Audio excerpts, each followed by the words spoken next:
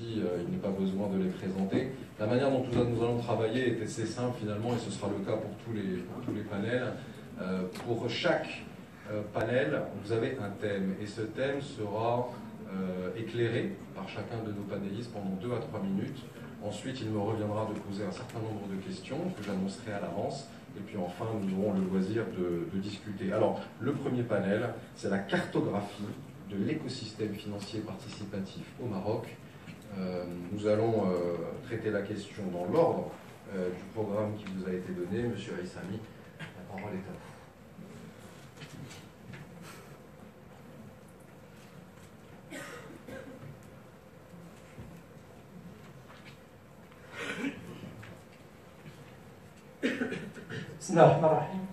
Merci Anwar. Effectivement, vous l'aviez bien introduit, le Maroc a adopté une architecture institutionnelle innovante. Innovante déjà, je pense, sur 2 plans. Le premier est d'ordre institutionnel et légal, dans le sens où tous les systèmes, qu'ils soient conventionnels ou participatifs, ont été intégrés dans une seule loi. Et cela permet bien entendu de faire un traitement équitable entre les deux mondes. Et effectivement, c'est ce qui permet à la finance participative de solliciter les pouvoirs publics, notamment à une neutralité fiscale, à une neutralité prudentielle. Et cette architecture institutionnelle a été adoptée sur l'ensemble des piliers de la finance. On a une seule loi bancaire qui traite aussi bien le conventionnel que le participatif. On a un seul code des assurances qui traite aussi bien des assurances que du Tsakafoun. Et au niveau des marchés des capitaux, on a une seule loi de titrisation qui traite aussi bien les FPCT conventionnels que les sukuk. Donc cette architecture est à notre sens quand même très importante.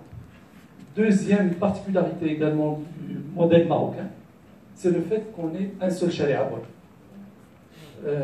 L'intérêt, outre le fait que le Maroc a adopté le rythme liquide, outre le fait effectivement qu'on a évité une surenchère entre les différents charia, mais le fait de centraliser cette institution pour, encore une autre fois, les 3 piliers de la finance, que ce soit la banque, l'assurance, les marchés de capitaux, ferait qu'il y ait une certaine cohérence. Lorsque la fatwa serait énoncée au niveau central par rapport au système bancaire, c'est la même qui vaudrait également au niveau des marchés de capitaux. La finance est une entité à corps unique. Donc, quelque part, cette cohérence va être quelque part préservée. Ayant dit cela, effectivement, la spécificité du marché marocain, vous l'avez bien dit, la Banque centrale a octroyé d'un seul coup 8 licences bancaires. 8 licences bancaires, c'est très peu vu dans le monde islamique. L'intérêt de cette masse, c'est de créer une masse critique. On va avoir un marché islamique du fait de l'existence de différents opérateurs qui vont porter ce marché. Alors que d'autres expériences par ailleurs, lorsqu'il y a une seule banque, tout le poids fait qu'il n'y a pas de marché. Un marché, il faut qu'il y ait des parties prenantes, il faut qu'il y ait des acheteurs, des vendeurs, des gens qui font de l'offre, des gens qui font de la demande. Et cela va quelque part être incarné principalement déjà au niveau du marché interbancaire. Imaginez qu'il y ait eu une seule licence, qu'il y ait une seule banque islamique, qui est en face pratiquement une dizaine de banques conventionnelles. Il n'y aurait pas eu de marché et on aurait un système bancaire qui ne marche pas. Donc je pense qu'à ce niveau-là, l'expérience marocaine a été très très instructive, très riche. Le fait qu'on ait été les derniers à avoir adopté, on va dire, le modèle finance islamique, je pense qu'a été, à notre sens, très bénéfique du fait qu'on a quand même profité des expériences passées. Bien entendu, on a encore du chemin à parcourir. On y reviendra peut-être sur les prochains points. Absolument. Je remarque que vous aimez aussi les exposer en 3 points. J'adore. Gonzalo, welcome to Morocco.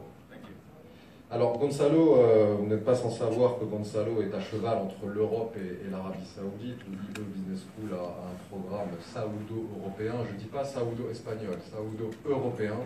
Et aujourd'hui, quel regard vous portez, Gonzalo, sur l'initiative marocaine de finance islamique et ce concept d'écosystème? Qu'est-ce que vous en pensez? Donc Gonzalo va parler en anglais. Si vous comprenez l'anglais, pas besoin de traducteur, mais en tout cas, vous avez ces petites machines qui peuvent vous permettre. Merci beaucoup. Oui. I'm going to talk in English. Okay. We have been working at IE Business School during the past 9 years, trying to explain and trying to lobby the industry in Spain and Europe, and trying to explain what Islamic finance is, what the La Banque Participative is, and it's not easy. Okay.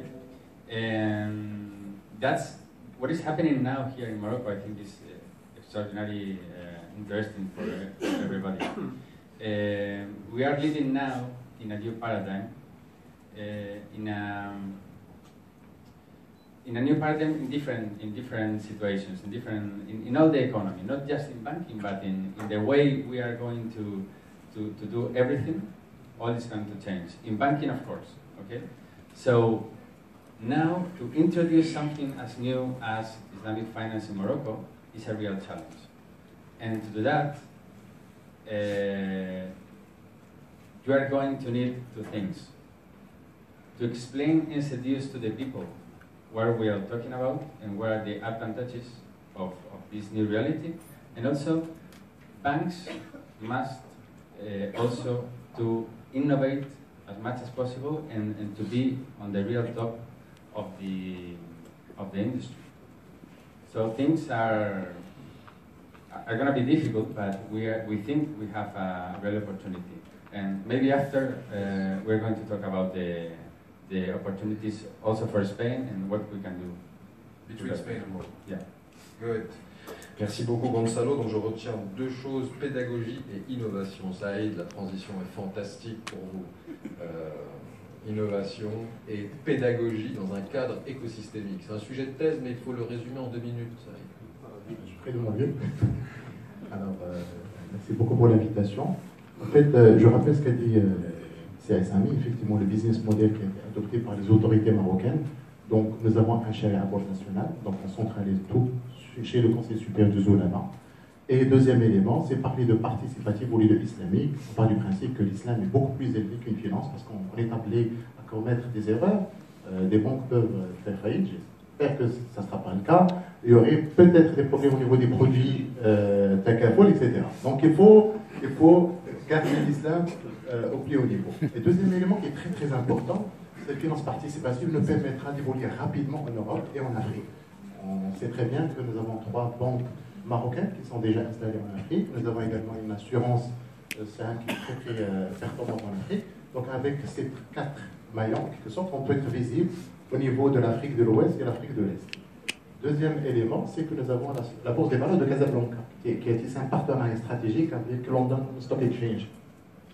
Avec ce partenariat, avec également le partenariat que nous avons avec nos amis de GCC, notamment les Qatar, les Émirats et autres, le Bahreïn. Donc on a la possibilité, par exemple, d'avoir des soukouk qui sont cotés à Londres, cuites de la Bourse de Casablanca. Donc il faut qu'on aille dans le sens d'optimiser tous les partenariats stratégiques que nous avons pour effectivement hisser le niveau de la Bourse de Casa, notamment à travers Casa Finance City. Troisième élément, donc par rapport à l'écosystème, effectivement on a démarré par les banques, mais nous avons également un travail énorme au niveau de l'assurance participative Takaful qui doit normalement accompagner ces banques. Donc ces assurances participatives, notamment pour tout ce qui est produit Moulabaha, parce qu'on a des produits d'essai qui doivent paquer ces produits, nous avons également au niveau de l'épargne, nous avons beaucoup de produits au niveau de l'éducation, au niveau de la retraite, et vous allez voir, il y a de nouveaux produits qui n'existaient pas dans la finance classique, qui vont voir le jour à travers la Takaful. Troisième maillon de la chaîne, c'est l'émission de Soukouk imminente. Nous attendons l'émission de Soukouk par le gouvernement marocain qui permettra d'injecter ou de créer de la liquidité interbancaire.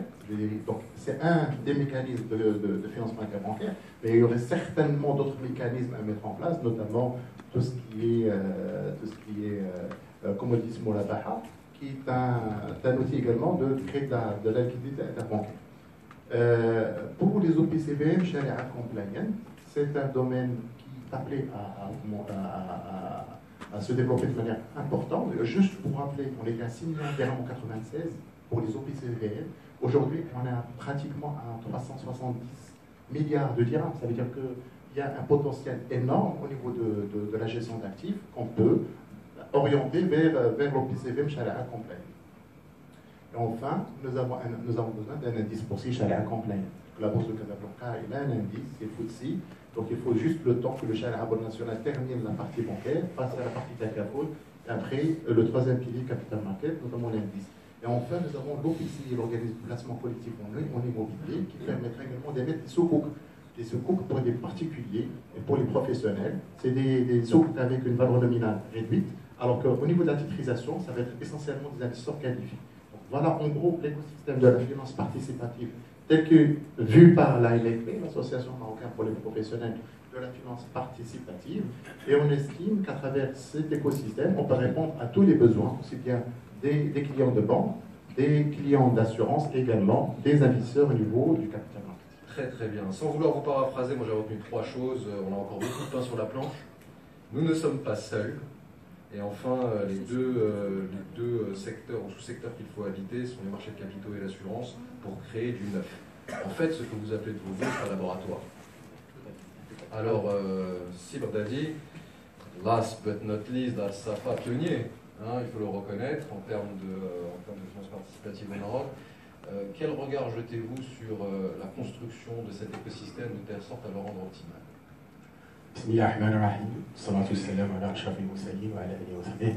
Merci pour l'invitation. Est-ce que c'est un droit que tu aimes le chiffre 3? Moi aussi, je vais me baser sur le chiffre 3. Moi, je ne vais pas répéter ce qui a été dit du tout parce que ceux qui m'ont précédé ont bien parlé d'écosystème, etc. Par contre, je veux donner un aperçu sur l'expérience justement de Safa, puisqu'on était là depuis 2010 et on était là sans écosystème. Et donc nous avons souffert du manque de l'écosystème. Et nous en souffrons toujours, puisque nous sommes toujours dans l'activité. Donc dans l'écosystème, c'est-à-dire pour la réussite de la finance participative, il y a effectivement l'écosystème, ce qui a été écrit. Il y a la conformité, ça c'est très important, c'est-à-dire qu'il faut qu'il y ait un corps qui confirme et qui donne le cachet de la conformité, parce que là on a souffert avec nos clients qui, eux, demandent est-ce que c'est Sharia compliant par la Wi-Fi, est-ce que c'est Sheikh Plan qui a donné la conformité par rapport au produit. Donc il faut qu'il y ait aussi la conformité au niveau de cet écosystème. Et en troisième lieu, il y a la neutralité fiscale. Donc nous avons souffert, entre guillemets, au niveau de Safa, de ces 3 composants, à savoir l'écosystème, puisqu'il n'y a toujours pas de foule, il n'y a pas les éléments financiers nécessaires, il n'y a pas une bourse, il n'y a pas des indices Sharia compliant, il n'y a pas les soukouk. Donc tout ceci nous a posé énormément de problèmes dans l'activité de Safa. C'est très important, mais bon, cette expérience a permis quand même à la place d'avoir ces manquements et de répondre favorablement, de préparer l'écosystème pour la réussite de la finance participative. La même chose pour la conformité. Heureusement, aujourd'hui, nous avons au niveau du CSO un comité qui s'occupe de ça. Et par rapport à la neutralité, il y a un travail qui était déjà fait pour Mouabaha, pour qu'il y ait cette neutralité, et pour l'IJAR aussi. On a encore plus pour les autres produits. Et nous sommes preneurs de toutes les initiatives du côté fiscal qui permettent à la finance participative non seulement d'être neutre, mais si on peut aussi nous encourager et donc donner un peu plus pour la finance participative pour le démarrage, ça serait la cerise sur le gâteau. Voilà, merci. Merci beaucoup. Alors, il nous reste une vingtaine de minutes pour la fin de ce panel. Je vous propose que dans les 10 minutes qui suivent, nous traitions des 3 questions supplémentaires. Alors, pour résumer, on a parlé des composants de l'écosystème, on va parler de 3 choses maintenant. Les objectifs, qu'est-ce qu'on cherche à faire au Maroc? Finalement, si on devait tous se placer dans la perspective des consommateurs, à quoi devrions-nous nous attendre? Enfin, les enjeux techniques. J'aimerais qu'on revienne sur un certain nombre d'éléments techniques. Moi, je suis un technicien, j'aime bien la technique, mais parfois la technique empêche d'avancer. Alors, comment on traite les questions techniques? Il y en a 2 ou 3, des enjeux importants. Et enfin, et ça sera une question pour Gonzalo, je laisse réfléchir Gonzalo, la finance islamique dans 10 ans au Maroc, la finance participative dans 10 ans, vous qui êtes de l'extérieur, comment vous la voyez? Mais ça, on y reviendra à la fin, avant qu'on puisse discuter avec vous. Alors, la première question, elle est pour les directeurs généraux, hein, elle est pour M. Al-Sami et M. Baghdadi. Qu'est-ce qu'on cherche à faire? Qu'est-ce que vos institutions respectives cherchent-elles à construire pour la clientèle d'une manière générale? messieurs.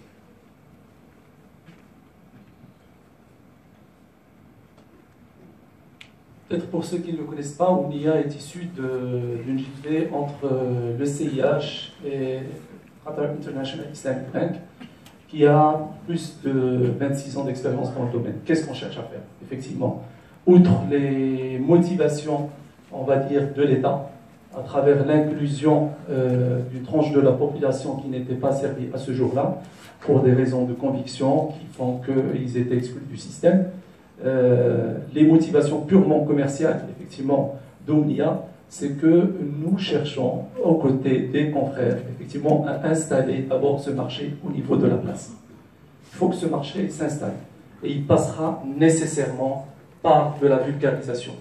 C'est un marché qui a vécu pendant plus de 6 décennies sous un certain monde, qui est le monde conventionnel, qui est devenu le référent, le modèle. Donc à chaque fois qu'on propose une solution quelle qu'elle soit, elle est quelque part calquée sur le modèle conventionnel et comparée à ce modèle conventionnel. Ce modèle conventionnel, au Maroc, il faut le dire, c'est bien installé. La banque au Maroc a été bien développée. Elle a été bien développée à différents niveaux, effectivement en termes d'offres, effectivement pour tous les segments, de la microfinance, au crédit à la consommation, à la banque du détail, de l'entreprise, au leasing, au factoring, name it. Il y a une offre. 1. 2, on a développé un modèle en termes de marketing où on a cherché quelque part à pénétrer l'ensemble des tranches de la population. Low income a été servi, le mass market a été servi, la banque privée a été servie. Donc, tous les segments de marché ont été investis par cette finance conventionnelle. Ce qui nous impose, nous, dernier venu, un benchmark quand même assez élevé. Donc, si on veut servir cette clientèle, il faut au moins être au même niveau de qualité et d'offre que l'existant. Donc, ça impose, je dirais, des contraintes assez importantes. Donc, nous, en tant que confrères profession, devons quelque part installer au moins ce qu'est la finance participative. Qu'est-ce qu'elle est? On va passer par de la vulgarisation. À mon sens, ça, c'est un challenge très, très important. Une fois qu'on aura tous gagné cette vulgarisation, plus tard, effectivement, on va déployer nos offres respectives qui cherchent à satisfaire effectivement les besoins communs de tous les acteurs économiques que sont les particuliers, les entreprises, pour leur financement d'exploitation, d'investissement, avec les spécificités qui sont propres, bien entendu, à la finance participative. Donc, dans un premier temps, de la vulgarisation. Je pense que le meilleur modèle qui existe actuellement au niveau du marché marocain, c'est qu'au début des années 90, lorsque le marché des capitaux a commencé au Maroc, qu'est-ce qu'une action, qu'est-ce qu'une obligation, qu'est-ce qu'un rendement, qu'est-ce qu'un rendement de dividende, qu'est-ce qu'un rendement d'action. Il a fallu quand même plus de 20 ans pour installer cette culture chez le consommateur marocain, que ce soit, je dirais, tous les deux acteurs, le particulier l'épargnant et l'entreprise qui est l'investisseur. Donc, une fois qu'on aura gagné ce challenge, on pourra déployer, bien entendu, nos offres respectives pour pouvoir effectivement satisfaire les besoins des uns et des autres. Merci beaucoup. Donc je retiens quelques mots clés. Inclusion, c'est la première étape. Deuxième étape, c'est acclimatation, enracinement et vulgarisation. Donc le mot a été donné, hein, marketing multisegment avec un benchmark élevé de la finance conventionnelle, et puis surtout une stratégie incrémentale. Sylvain Dadi, vous co-signez ce manifeste ou bien vous avez un point de vue différent? Non, différent non. Par contre, je suis totalement d'accord avec ce qui vient d'être dit par Samy. Effectivement, la vulgarisation, c'est un des challenges les plus aujourd'hui cruciaux de la finance participative. Parce que si on fait un sondage, on a à peu près 5 à 8% des Marocains qui connaissent même pas, qui connaissent la finance participative. Donc c'est très important d'avoir une politique de vulgarisation à l'ensemble des Marocains. Maintenant, il y a un point très important que je voulais souligner, c'est qu'aujourd'hui, nous avons l'obligation d'installer une finance participative propre. Très important. Il a été signalé par SAD que nous avons une banque conventionnelle qui est bien installée, qui est très professionnelle, qui est solide, c'est parmi les meilleurs, meilleurs systèmes bancaires à l'échelle africaine. Et donc, il faut compléter cela par une banque participative aussi propre, puisque la différence que nous allons avoir avec la finance conventionnelle, c'est qu'il y a une clientèle qui est à la recherche de la conformité chariatique qui vient green.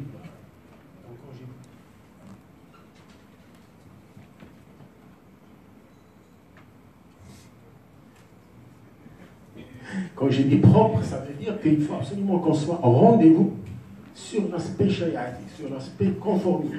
Parce que c'est pour ça que les clients d'abord vont venir le voir. Après, ils vont venir nous voir pour le pricing et pour la qualité de service. Donc, le point le plus aujourd'hui culminant et le plus important, c'est la conformité chariatique que nous, au niveau du secteur, tous les confrères doivent répondre de façon très claire et qualitative par rapport à cette question-là, parce que si jamais un de nous faille à l'aspect chariatique, toute la finance, tout ce que nous sommes en train de construire, ce que nous avons déjà commencé à construire, va partir en l'air parce qu'on serait traité c'est la même chose. Donc ça, c'est très important de le souligner. Donc ce que nous voulons construire, c'est une finance participative propre sur le côté charia. Nous sommes là pour apporter une réponse à une clientèle qui est là, qui aujourd'hui, chez la finance participative, où n'est pas bancarisée. Donc c'est pour cela qu'il a parlé de l'inclusion financière. Il y a encore une population qui n'est pas bancarisée. Et le plus important pour nous, c'est surtout d'installer une vraie finance participative qui sera irréprochable par le consommateur. Nous sommes sur le terrain, on sait ce qu'attend le consommateur, on sait ce qu'attendent les personnes qui sont à la recherche de ces produits. On peut accepter les erreurs, une qualité de service moyenne de la part d'une banque conventionnelle, mais on ne l'acceptera pas chez une banque participative. Et c'est ça le challenge qui nous attend tous, chacun avec sa responsabilité au niveau de sa banque. Voilà. Un marché naissant, mais pas au détriment des valeurs. Tout à fait. Je vous reconnais bien là, c'est David. Je vous reconnais bien là. Merci beaucoup. Si ça aide, on va la faire différemment, vous et moi, tout de suite. Je ne vais pas vous laisser parler, il faut que je vous pose des questions. Il y a des problèmes, il ne faut pas se cacher. Qu'est-ce qu'on fait quand des clients nous disent tous les jours, on voit des emails, on vous appelle et vous disent la finance participative, ça va être plus cher. Alors, c'est plus cher ou c'est pas plus cher?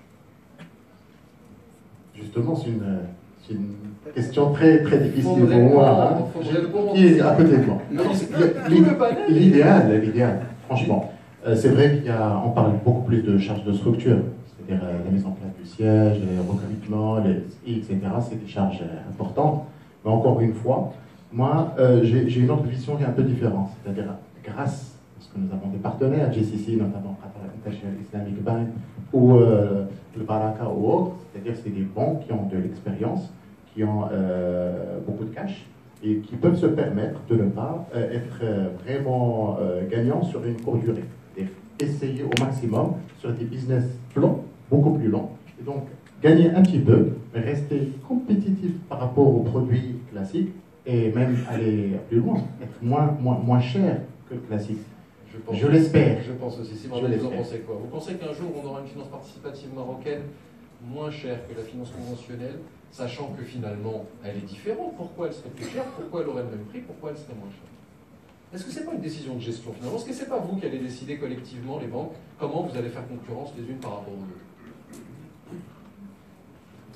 D'abord, j'allais poser la question. Est-ce que vous êtes prêt à acheter un produit plus cher quand il est meilleur? Oui. Moi? Ah oui, je vous pose une question. Oui. Très bien, voilà. Alors maintenant, je ne suis pas sûr d'être représentatif de la clientèle. Maintenant, je vais expliquer pourquoi. C'est pourquoi c'est légèrement plus cher que la finance conventionnelle dans le départ. Je vais l'expliquer de façon économique, pas de façon chariatique. Chariatiquement, ça c'est autre chose. On appellera des éléments pour vous dire il vaut mieux payer votre conscience, etc. Ça c'est autre chose. Moi, sur le volet économique de la chose, comme vous le savez, déjà maintenant, au niveau du GCNMI, il a interdit les pénalités de retard. D'accord? Il n'y a pas de. C'est-à-dire que les clients qui ont des impayés, il n'y a rien qui rentre dans le PNB d'une banque participative. Rien. Le PNB de la banque participative ne bouge pas. On est d'accord. Mais dans une banque conventionnelle, quand vous enregistrez des impayés, quand vous passez en contentieux, il y a des intérêts de retard et qui entrent dans le PNB. Les intérêts de retard, les produits avec accessoires, on connaît bien ça. Je pense que la plupart d'entre nous avons déjà travaillé dans la finance classique, on sait comment ça marche. Donc, ce PNB-là, il vient, pourquoi il est là? Pour venir aussi proposer un pricing. C'est très important. Moi, j'ai bien travaillé dans une finance classique et je sais combien je peux baisser le coût parce que je gagne au niveau des produits accessoires. Permettez-moi de poser la question à Gonzalo. Gonzalo, globally, is Islamic finance more expensive? Mais c'est très important ce que je suis en train de dire. Oui, mais très important. Parce qu'on dit toujours pourquoi c'est plus cher, etc. Mais économiquement parlant, il y a des chances, il faut qu'elles soient légèrement plus chères. Gonzalo, pricing. Oui, je vais essayer mon français. Il m'a dit que je dois payer plus cher. Vous en pensez quoi comme ça? Mais c'est vraiment tout avec le prix. Parce que je crois que si vous essayez d'expliquer l'agent quel est le prix de faire la banque conventionnelle et qu'est-ce qui a passé dans les années passées en Europe, l'agent va comprendre. Il y a un cas très, je crois que important en Espagne. C'est un banque éthique qui s'appelle Triodos Bank. Oui, c'est un banque Deutsch, une banque d'Hollande, qui a commencé à opérer en Espagne depuis 10 années, avec seulement 1000 clients, avec une conception de la banque différente, une conception presque comme les banques islamiques, real economy, these things. Et maintenant, il a plus de 200 000 clients en Espagne. Et pourquoi? Parce que l'agent comprend que si nous faisons les choses proprement, d'une façon mieux pour tout, pas seulement pour les banques, mais pour tout l'écosystème qu'il y a derrière, pour l'économie, pour la terre, pour l'environnement. Je crois que tout le monde va comprendre ça. Le message est très très fort et l'agent est fatigué de ce qui a passé. Donc le message est fort. Les gens sont fatigués. Peut-être plus cher, mais... Ça, je comprends. Les gens sont fatigués, ça je comprends. Je reviens juste sur le sujet du prix. Si on fait actuellement une lecture du marché, tous les opérateurs ne pratiquent pas le même prix. Certains sont toujours chers, déjà dans l'état actuel des choses, et ils ont leur clients. Le prix n'est pas le seul facteur de choix de la part de la clientèle. Donc ne mettons pas toujours le banc participatif sur le banc des accusés en disant vous êtes plus cher. Oui, structurellement, on a des coûts de structure, de montage qui normalement devraient être plus chers, mais toujours il y a une clientèle qui pourrait effectivement venir nous solliciter et il se peut même effectivement qu'on soit moins cher sur certains services. D'accord. Sujet de recherche pour l'université, que ce soit Paris Dauphine ou d'autres universités, comparatif de prix en finance participative 1 an après le lancement des agréments. Je vous laisse à vos merveilleux chiffres. Ça, ce serait un super papier à publier d'urgence dans un des papiers de finance participative, par exemple IFN. C'est une idée, mais il faudra rédiger en anglais. On ne va pas parler de toute la technique, parce que ce serait infini. Vous pourrez passer toute la journée et on me dit qu'il ne reste plus que 10 minutes et il faut qu'on prenne des questions. Le tawarruq, si ça... On ne peut pas parler de tout, s'il vous plaît. Parlez-nous des commodities Mourabaha. Comment voulez-vous faire un marché interbancaire, monétaire, participatif au Maroc sans le tawarruq, c'est-à-dire les Mourabaha adossés à des matières premières? Ça fait longtemps que je travaille sur ce sujet avec les camarades de la promo et franchement, je ne vois pas la solution. Est-ce que vous en avez une pour nous? Franchement, c'est la même problématique que nous avons traitée exactement en janvier 2017. Nous avons ramené un CEO de Malaisie, de Kuala Lumpur, c'était l'ex-président de MyBank. Et justement, c'était de parler de sorcière. En fait, en Kuala Lumpur, c'est pratiquement l'équivalent de commodissimo là-bas. Bon, c'est vrai, il y a plusieurs reproches de la part de nos scolaires ici au Maroc. pour ce type de financement, de financement du cash, mais je pense que cette fenêtre a été fermée beaucoup plus parce qu'il y avait une transition des clients des banques classiques vers les banques participatives, donc possibilité de se financer auprès de ce marché pour payer par anticipation le classique et passer au participatif. Je crois que, alors aujourd'hui, les autorités souhaitent que des clients nouveaux viennent dans la banque participative et si on ouvre cette porte, il y aurait un passage qu'on ne peut pas maîtriser. Work in progress. Voilà. Mais ce que je voulais ajouter également, c'est juste que après plusieurs casquettes, parce que j'étais banquier, après gestionnaire d'actifs, après assureur. Donc le fait d'avoir ces trois vies différentes dans trois régulateurs, je crois que la finance participative, il faut qu'il s'oriente également vers la partie épargne. Oui. La partie épargne est comment? C'est-à-dire qu'aujourd'hui, nous avons la banque assurance, donc classique. C'est la banque Tiakafoul dans la finance participative. Je trouve que l'épargne au niveau de la banque, à travers la banque Tiakafoul, passera par l'organisme Tiakafoul d'assurance et in fine dans le marché de capitaux. Dans le marché de capitaux, à travers les OPC Sharia Compliant ou l'OPCI. C'est-à-dire qu'on peut avoir un rendement beaucoup plus intéressant, parce que l'OPCI aujourd'hui, il est aux alentours de 8%, 9% de rendement, non pas d'intérêt, et donc ce qui fait que ces épargnants trouveront leur rendement, parce qu'on part du principe également que cette finance est éthique, mais il doit être très performante. Donc la performance, on peut l'avoir avec le mix des trois compartiments, banque, assurance, capital market. Compris. Il nous reste deux choses à faire. Le mot de la fin pour Gonzalo. La finance participative made in Morocco dans 10 ans. Vous qui êtes... ah bah si, vous ne pouvez pas être chercheur et courir le monde sans nous dire comment les choses vont évoluer. Alors la boule de cristal, crystal ball, in 10 years, where do you see us? Difficult to say, okay? But there's a fact that everything is changing. So there's somebody who said that nobody wants to be in banking, but in fintech. And what I think now is that people, young people, who is the future, and you have a very young country, are not used, in Europe, and I think here is the same, are not used to be to the bank branch as my father used to be. So the future is about the new technologies, and that is very disruptive. And it's very important to, I think that there's two things here.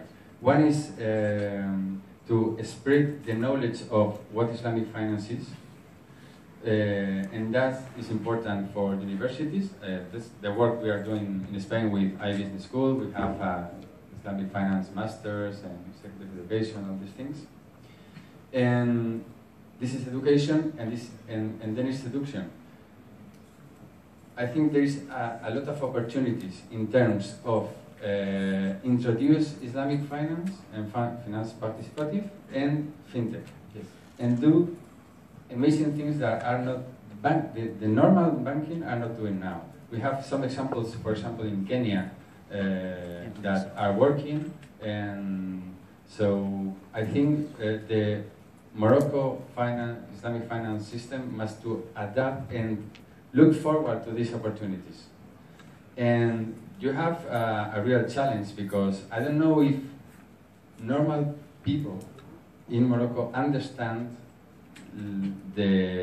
of course the principles I know they understand, but how are you going to explain to them that les finances participatives are better to the normal banking system? Because it's not just about religious principles or ethics. You must be also able to explain that your banking is reliable, is better, is safe, and if you do that, I think it's going to work. Alors, sujet de mémoire, knowledge-based Islamic FinTech in Morocco. Wow. Vous faites ça, that's the future. That's the future. Alors, Monsieur Boumharaz ne m'en voudra pas. C'est un ami, donc il ne m'en voudra pas, n'est-ce pas? D'accord. 5 minutes pour une conversation avec vous. On va prendre les questions à la volée telles que vous souhaitez les poser. N'hésitez pas, vous avez 2 directeurs généraux, un chercheur d'université et sans doute le visage de l'écosystème financier participatif au Maroc devant vous. La parole est à vous, n'hésitez pas. Monsieur. Je suis professeur Abdoulaoui, je suis directeur de société. J'aimerais bien poser deux petites questions. La première, ça concerne...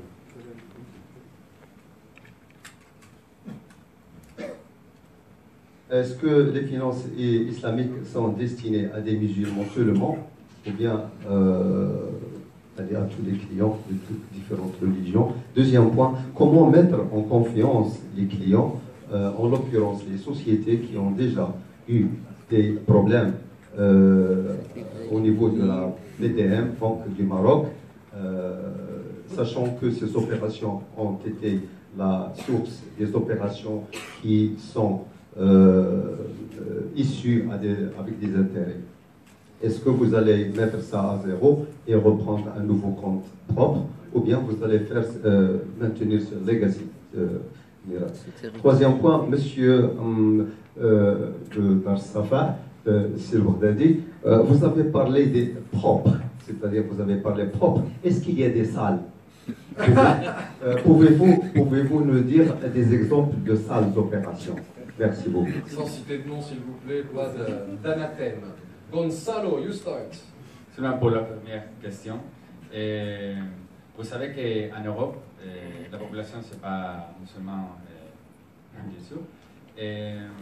Et c'est Luxembourg, ou c'est Londres, ou c'est l'Irlande qui sont en train de faire des choses très importantes pour la finance.